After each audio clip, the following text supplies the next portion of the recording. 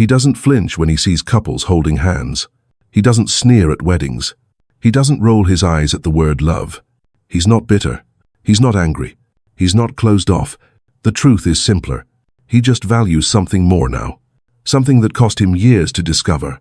His freedom. Because love, as beautiful as it once felt, often carried expectations, obligations, demands that chipped away at his soul. And after decades of giving, he asked himself a question: do I need love to feel whole, or do I need peace to feel free? It wasn't a rejection of love. It was a revelation. He didn't abandon love. He discovered peace. Make no mistake, he was not born cold. He was not always guarded. Once, he was a man who believed deeply in love. He gave his all. He wrote notes in the quiet hours of the night. He planned surprises just to see her smile. He stayed loyal, even when it was hard. He showed up, again and again, even when he was tired. He didn't fear commitment. He welcomed it. He believed in us more than in me, because that's what he was taught. That love means sacrifice. That building a life together means putting her first. And for a long time, he carried that belief with pride. He believed in anniversaries, in building a home, in being the man she could rely on, the steady hand, the protector, the giver. But what he never expected was that giving everything could slowly take something away. Not her fault entirely. Not his fault entirely. It's the silent erosion that happens when one person keeps pouring and the other keeps drinking. He once believed love would multiply him. Instead, he discovered it sometimes divided him. He didn't stop loving because he was weak. He stopped because, somewhere along the way, he realized loving her meant losing himself. In every relationship, he played the role of the steady one, the anchor, the problem solver, the peacekeeper. When storms came, he held the ground. When tempers rose, he softened his voice. When things fell apart, he picked up the pieces. But that role carried a silent toll. He silenced his opinions to avoid conflict. He softened his edges so no one would feel cut. He adjusted his schedule until nothing belonged to him anymore. He diminished his own dreams, thinking it was noble to put hers first. Not because he was weak, not because he lacked backbone, but because he thought that's what love required. Be the good man. Be dependable. Be patient. Be unshakable. And for years, he carried that weight with quiet pride. But here's what no one tells you. Being the good man often means being the invisible man. No one asks what you need. No one wonders how tired you are. No one notices when the smile is forced. Until one morning, he looked in the mirror, and staring back wasn't the man he remembered. It was someone dulled, flattened, faded. A man who gave everything and wasn't sure what he had left for himself. And that realization cut deeper than any breakup, because losing her hurt, but losing himself nearly destroyed him.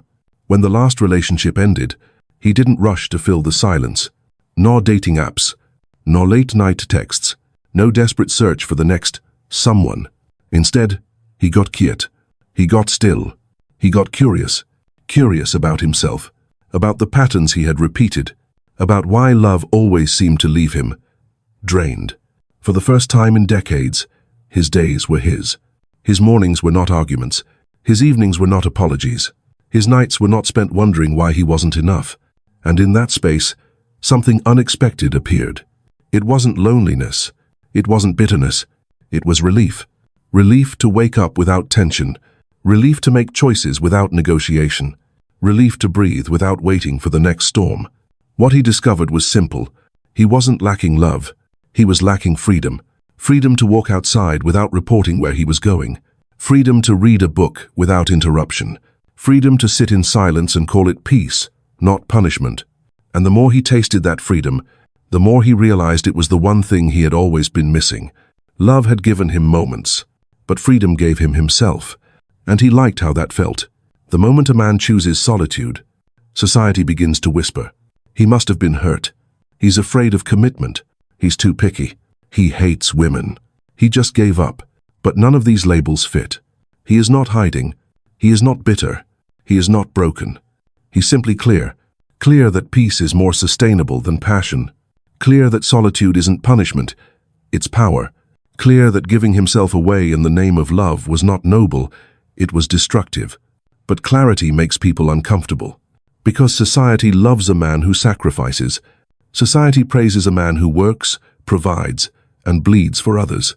Yet, when that same man says, "I choose myself," suddenly he is selfish. The truth? He's not avoiding love. He's just no longer addicted to it. He's not against relationships. He's simply unwilling to lose himself to keep one alive. He's not cold. He's not detached. He's not closed off. He's just awake. Awake to the cost of constantly performing. Awake to the weight of carrying a relationship alone. Awake to the truth that sometimes the bravest thing a man can do is walk away. So let them misunderstand him. Let them whisper. Let them point. Because he knows something they don't. Choosing peace is not weakness. It's wisdom. His mornings are slow. Coffee. Silence. Thoughts that belong only to him. He wakes without tension. No alarms blaring. No sharp words waiting in the kitchen. He steps outside, breathes in the morning air, and feels something rare. Stillness. He works out. Not to impress. Not to prove. But to stay strong for himself. He eats cleaner. Cooks simpler meals. Rediscovers the joy of taking care of his own body. He reads more. Books he once ignored. Ideas that challenge him.